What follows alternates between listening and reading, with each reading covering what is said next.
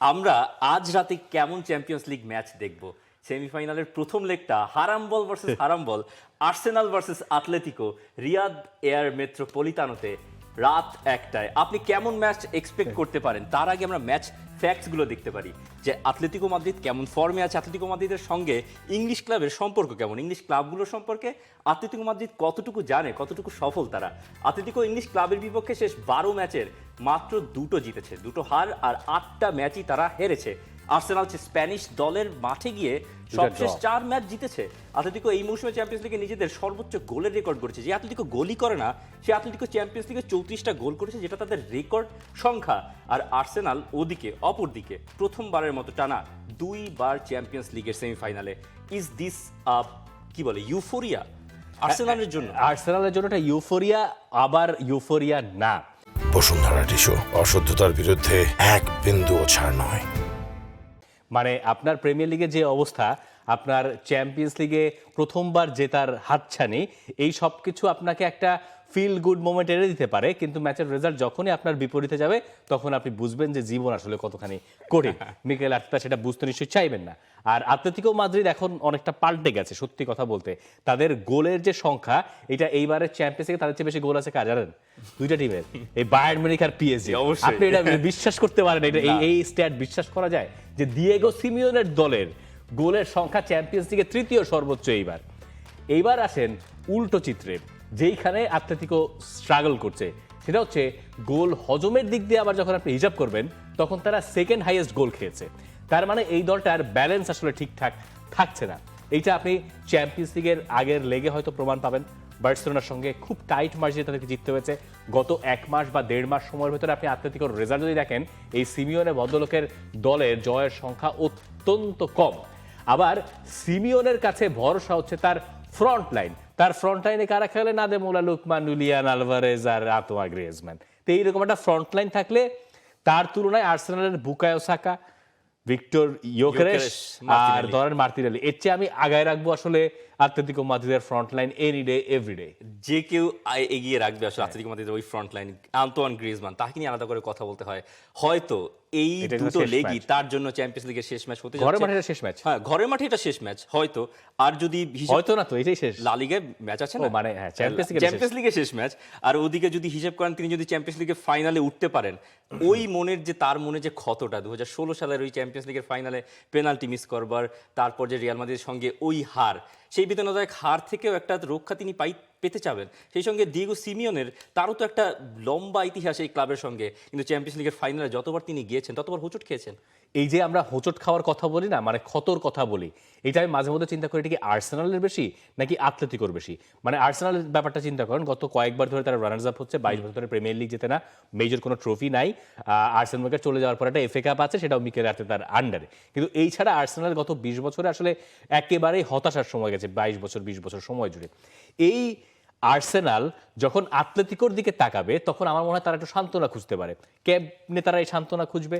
২০১৬ champions league final, ২০১৪ champions league final, দুটো final, অথবা এইবারের কোপা দেল রের ফাইনাল হতে পারে, খুব রিসেন্টলি যেটা হয়েছে। এই সিমিওনেকে আমরা অনেক সময় মানে বলতে শুনি যে তিনি এইবার যখন তার দল সেমিফাইনালে উঠেছে তখন তিনি এত মুগ্ধ হয়েছেন, তিনি বলছেন আমরা আবার চ্যাম্পিয়ন্স লিগের সেমিফাইনাল খেলবো। এবং এটা ২০১৭ সালের পর প্রথমবার, মানে ২০১৬ পরে প্রথমবার। ২০১৭ থেকে যখন এই মাঠের সূচনা হচ্ছে, যে রিয়াদ এয়ার মেট্রোপলিটানো, এই মাঠে এখনো কেউ চ্যাম্পিয়ন্স লিগের সেমিফাইনাল দেখে নাই। এটাই তো হাইয়েস্ট। আপনি যখন হোম আর আওয়ে খেলবেন, সেই জায়গায় খেলাটা আবেগ কাজ করবে, আতোয়া গ্রিজমানের একটা আবেগ কাজ করবে, সেখানে দিয়েগো সিমিওন থাকবেন কি থাকবে না সেটা কাজ করবে, সিমিওনের দলের এইবারের জেতার আর কিচ্ছু বাকি নাই সেটা কাজ করবে। আরও একটা মেজর জিনিস কাজ করবে, সেইটা হচ্ছে রিয়াল মাদ্রিদ এবার চ্যাম্পিয়ন্স লিগে নাই।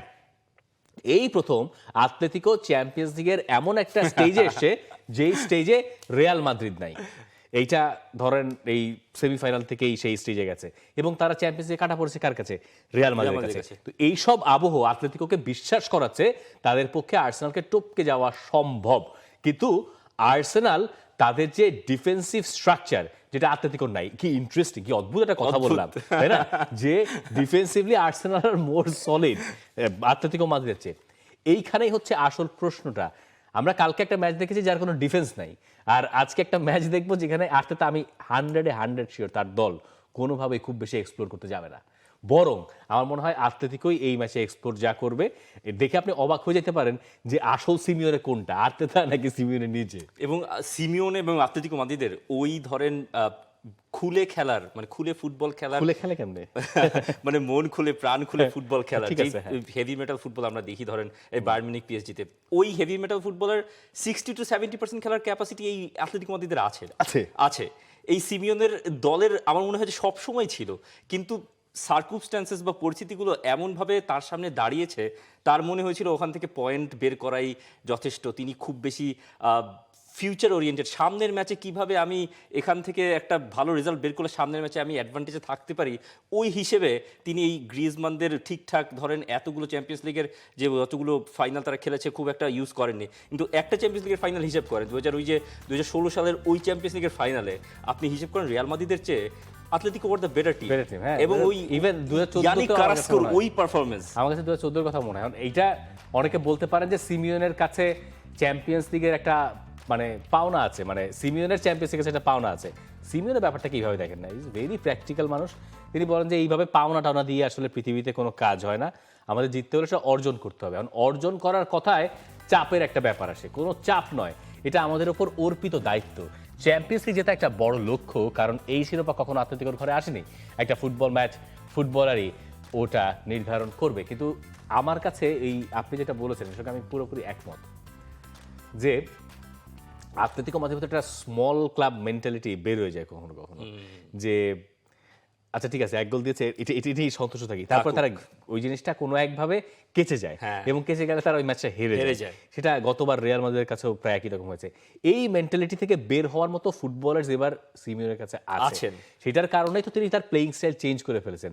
এখন এই প্লেইং স্টাইল চেঞ্জ করতে গিয়ে তার দল যেমন গোল করছে, গোল আবার খাচ্ছেও, এই ব্যালেন্সটা আবার হারিয়ে গেছে। এই ব্যালেন্সটা হারিয়ে গেছে বলে লা লিগায় তাদের এই দুর্দশা, এই ব্যালেন্সটা হারিয়ে গেছে বলে তারা আতলেতিকো মাদ্রিদ কোপা দেল রের ফাইনালে হেরেছে। এই ব্যালেন্সটা যদি তারা খুঁজে না পায়, তারা চ্যাম্পিয়ন্স লিগেও আসলে এই আর্সেনালকে টপকে যেতে পারবে না।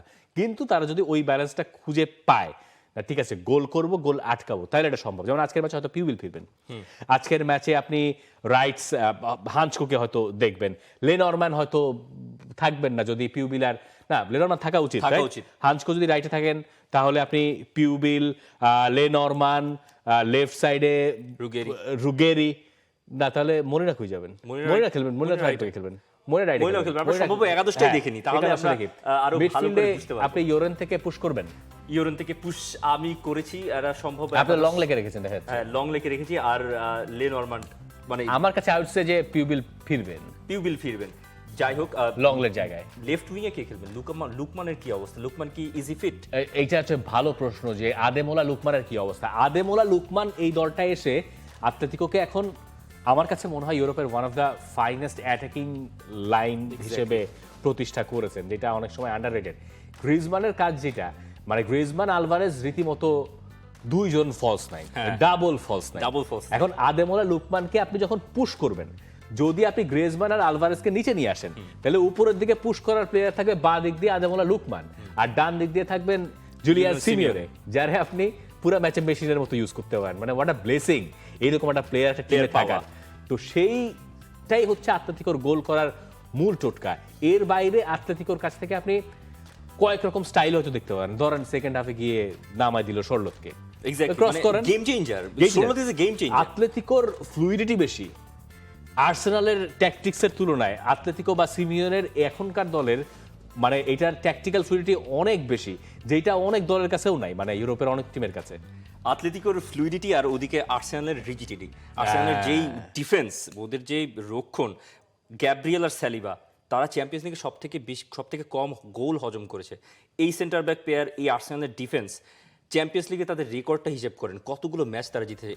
তারা যে এই সেমিফাইনাল পর্যন্ত এসে সেকেন্ড লেগটা হোমে খেলবে, কারণ তারা গ্রুপে 8টা ম্যাচের 8টাই জিতেছে। ইভেন তারা আতলেতিকো মাদ্রিদকে গ্রুপ স্টেজে ঘরের মাঠে 4-0 গোলে হারিয়েছে। মানে একটা রিম্যাচ আতলেতিকো মাদ্রিদ পাচ্ছে, কিন্তু একটা রিম্যাচ তো আর্সেনালও পাবে তাদের ঘরের মাঠে যখন ফিরতি লেগটা হবে। আমাদের ভুলে গেলে চলবে না যে আর্সেনাল তখন যেমন ছিল এখন সেই তুলনায় একটু টায়ার্ড। অবশ্যই অনেকগুলো টুর্নামেন্ট খেলেছে, একটু মরচে পড়া অবস্থা। তারপরও আর্সেনালের এই 11-এর সবচেয়ে বড় জায়গা হচ্ছে নিচের দিকটা। ইনক্যাপিয়ে, গ্যাব্রিয়েল, সালিবা, হোয়াইট, যেহেতু টিম্বার নাই, ওডেগার, জুবিমেন্দি, ডেকলেন রাইস, ইয়োকেরেশ, সাকা, মার্তিনেলি, কাই হাভার্স এই ম্যাচেও নাই, ইনজুর্ড হয়েছে তিনি নিউক্যাসলের ম্যাচটাতে। আর্সেনালের এই 11 দিয়ে মানে আই থিঙ্ক যে এটা এই টিমটার পক্ষে এই ম্যাচটাকে পরের লেগের জন্য জমিয়ে রাখার জন্য কাজটা বোধহয় আর্সেনাল এবং আর্টেটা করবেন। মানে এই ম্যাচে যদি একটা ড্র হয়, আর্সেনাল খুব খুশি মনে সেটা মেনে নেবে। এবং আর্সেনাল, আপনি যেটা বলছেন, আর্সেনাল নিজেদেরকে এক্সপ্লোর করবে না, আপনি এটা এক্সপেক্ট করতেই পারেন। আর্সেনাল তাদের ডিফেন্সিভ সলিডিটি ধরে রেখে, মিডফিল্ডে ব্যালেন্স বজায় রেখে, ওই ব্যাক পাস আপনি যেটাকে হারাম বল বলতে পারেন, ওই হারাম বলের খেলাই তিনি ধরে রাখবে মিকেল আর্তেতা। তিনি ওই রক্ষণশীল যে, আমার মনে হয় না যে এখানে তিনি আর খুব বেশি এক্সপ্লোর করবেন। আমার কাছে সেটা যদিও মনে হয় না। অপোনেন্ট আপনার আরও বেশি রক্ষণশীল হতে পারে টাইম টু টাইম, কিন্তু আর্তেতা তার ন্যাচারাল গেম খেলবেন। আর্সেনাল ওই সেট পিস স্ট্র্যাটেজিতে আবারও একবার হিসেব করেন, আর্সেনাল সেট পিসে মাঝখানে একটা বড় সময় ধরে কোনো ধরনের গোল পাচ্ছিলেন না। আর্সেনালের এই যে সাফল্য, এই যে চ্যাম্পিয়ন্স লিগের শেষ 4 পর্যন্ত আসা, প্রিমিয়ার লিগে এখন 3 পয়েন্টের লিড নিয়ে, যদিও এক ম্যাচ ম্যানচেস্টার সিটি কম খেলেছে, মার্চের 1 তারিখে সবশেষ আর্সেনাল গোল পেয়েছিল সেট পিসে। এরপরে একটা বড় সময়, 1 মাস, প্রায় দেড় মাসেরও বেশি, ইনফ্যাক্ট 1.5 মাসেরও বেশি সময় আর্সেনাল সেট পিসে কোনো গোল পাচ্ছিল না। আর এই 1.5 মাসটা আর্সেনালের জন্য কত অভিশাপের ছিল। আর্সেনাল চড়াই থেকে একেবারে নিচে নেমে গেছে, আবার উপরে উঠেছে যদিও, কিন্তু ওই সেট পিসের যে একটা ভালো গেরো খুলেছে আর্সেনাল যে ওই প্রথাগত সেট পিস থেকে বেরিয়ে শর্ট কর্নার নিয়ে যে ওখান থেকে গোল বের করতে পারে। এবং নিউক্যাসলের সঙ্গে ওই ম্যাচটা আপনি দেখবেন যেভাবে শর্ট কর্নারের প্র্যাকটিসটা চলছিল, ইট ওয়াজ হোমওয়ার্ক, ইট ওয়াজ জেনুইন হোমওয়ার্ক। এবং নিকোলাস জোভের, আমার মনে হয় মিকেল আর্তেতার যতটা না অবদান, তার থেকে একটা বড় অংশের অবদান আপনাকে সেট পিস কোচকে দিতে হবে আর্সেনালের থ্রু আউট দ্য সিজন। তিনি যেভাবে আর্সেনালের জন্য match by match scenario break করেছেন, যখন সেট পিস কাজ করছে না তখন তিনি শর্ট কর্নার নিয়ে আসতেন, এবং শর্ট কর্নারে নিউক্যাসলকে ওই দিন 1 বার 2 বার 3 বার, চতুর্থবারে গিয়ে বিট হয়েছে নিউক্যাসল। এবং what a goal that was. এখন এবেরিচি এজে এই ম্যাচে থাকবেন কিনা, স্টার্ট করবেন কিনা, বা বেঞ্চ থেকে of the bench game changer হবেন কিনা, এটাও একটা বড় প্রশ্ন। আউটসাইড যে গেম চেঞ্জার বেশি আর্থেটিকো মাদ্রিদে আছে অবশ্যই Sorloth is a game changer. তারপরে আবার যদি আপনি এজের ওই গোলের কথা বলেন, ওটা কত 10 মিনিটে হইলো গোলটা, 9 মিনিট। হ্যাঁ, তারপরে 80 মিনিট আর্সেনাল ওয়াজ স্ট্রাগলিং। হ্যাঁ, শেষের দিকে সেকেন্ড হাফে নিউক্যাসল যে গোল করে নাই, এটা আর্সেনালের ভাগ্য। তো আর্সেনাল যে আর্লি গোল পেলে তারা খুব স্বস্তিতে ফুটবল খেলে তা না, কিন্তু তাদের এখানে এই ম্যাচে চাপটা থাকবে না। প্রিমিয়ার লিগে যেমন খেলতে নামলে ম্যান সিটির একটা ভয় তাদের তাড়া করে, এই ম্যাচে এটা থাকবে না। এইটা আর্সেনালের জন্য একটা পজিটিভ দিক। আবার আতলেতিকোর আওয়ে রেকর্ড এত জঘন্য, আতলেতিকোর উপরে আপনি ভরসা রাখতে পারবেন না। আতলেতিকো যদি এই ম্যাচ জিততে চায়, মানে এইটাই জিততে চায়, ফাইনালে যেতে চায়, তাহলে তাদেরকে এই ম্যাচে জিততে হবে। এই ম্যাচে যদি আতলেতিকো না জিতে, আপনি লিখে রাখতে পারেন আতলেতিকো আসলে, লিখে রাখা উচিত না কারণ প্রেডিকশন আমাদের ভুল হয়, আতলেতিকো আসলে পরের রাউন্ডে যাবে না।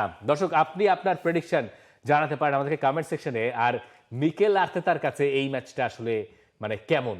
মিকেল আর্তেতার কাছে আসলে এই ম্যাচটা কি পুরো সিজনটা একটা প্রিভিলেজ, নট প্রেসার।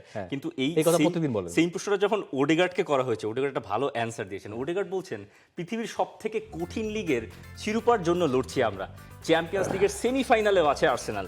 এবার এসব সাফল্য কেন উপভোগ করা যাবে না? মানে why can't you enjoy this?